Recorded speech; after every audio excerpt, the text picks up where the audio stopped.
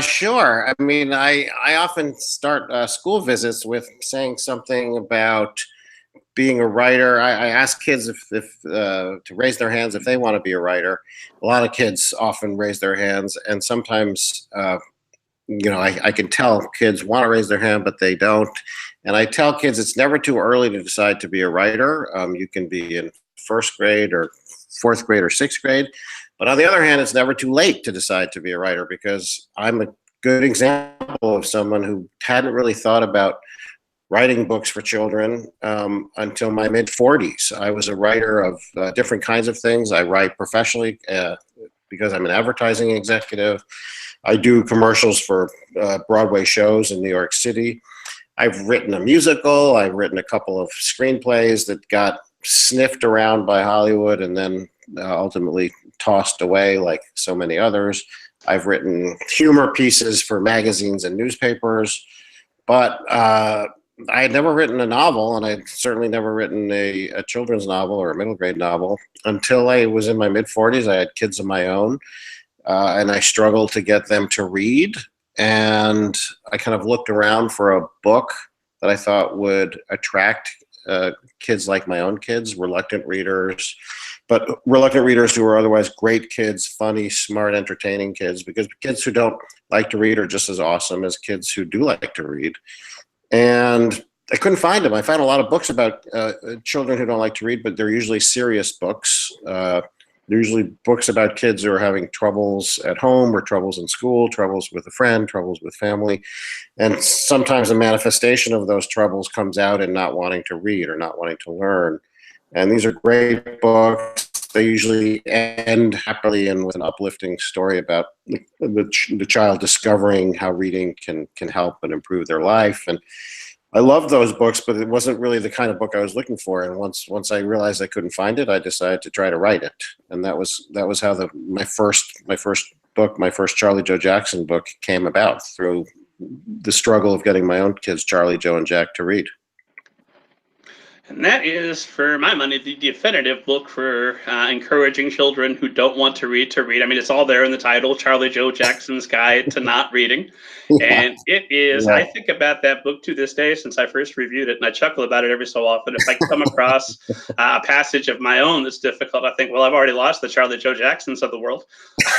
All that's left are the hardcore readers. Yeah, it's true. I mean, this is the cover of the book. When I first presented this title to the agent that I ultimately signed with, not this title, but this idea for the book, I thought it was going to be, I kind of designed it originally as a picture book idea called The Boy Who Hated Reading. And it was all about a kid who just was refusing to read no matter what his parents did to try to bribe him or get him to read. And she was the one who told me this is a good and funny idea for a book, but I should up it to the middle grade level, because that's the age kids are when they really decide whether they're going to read on their own. And now that their parents are going to start reading to them less and less, it's really up to the kid to make that independent choice. Will they hold the book themselves and read as opposed to all the other tempting things they could do, or will they go off, and if they're not going to be read to, they leave reading behind? So she was the one that kind of told me there's a niche out there in a marketplace for a middle grade book of this sort.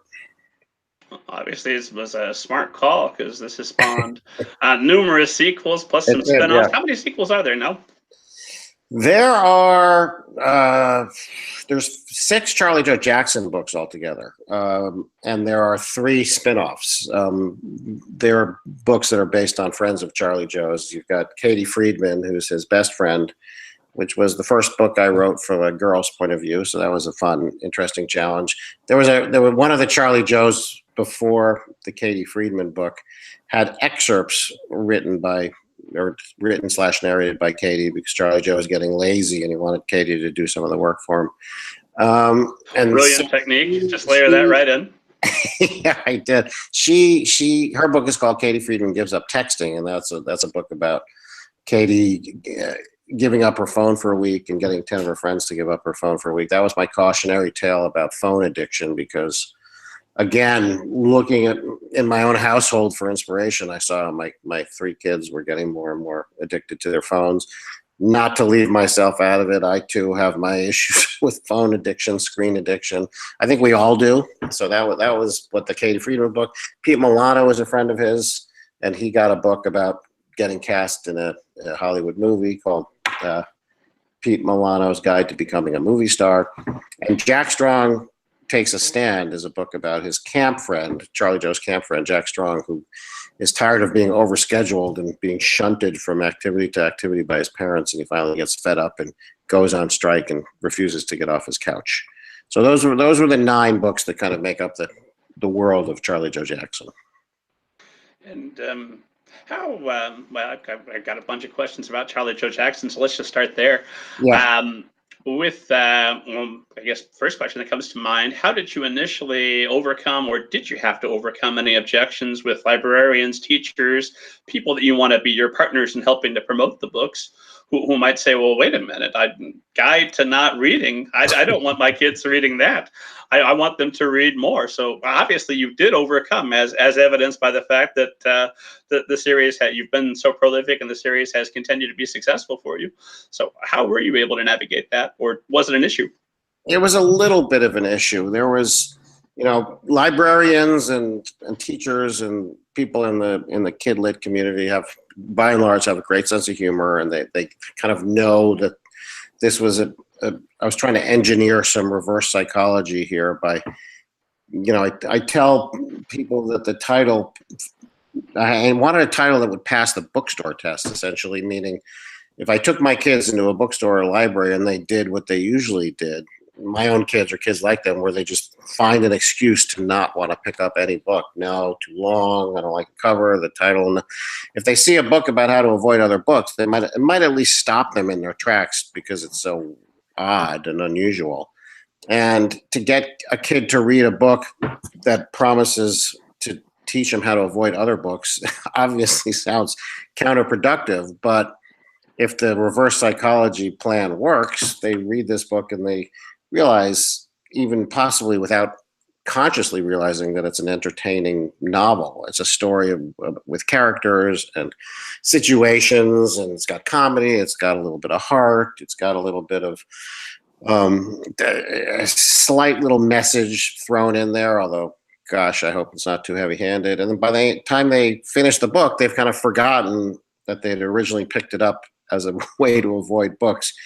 I kind of doubled down on the joke with this, now with 25 exclusive non-reading tips, which are in there, but they're purely tongue-in-cheek. And the goal is to have a kid realize that, wait a second, this was fun, and I wouldn't mind reading another book, either in the series or like this.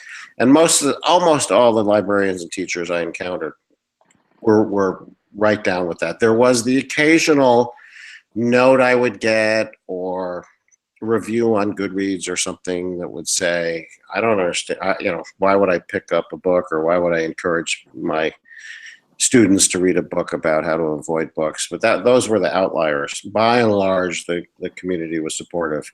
And it was on the heels of the wimpy kid phenomenon too. So I think the educational and parent community were realizing that there was a way to get these notoriously finicky, reluctant readers to pick up a book. And if we could find more product that would help them do that, it's all to the good. Luckily, I will say I've been lucky in that people who love to read have also gravitated to the series over the years. So I don't want to convey that it's just purely a reluctant reader mission book. It was certainly the original intent, was to get those kinds of kids to read.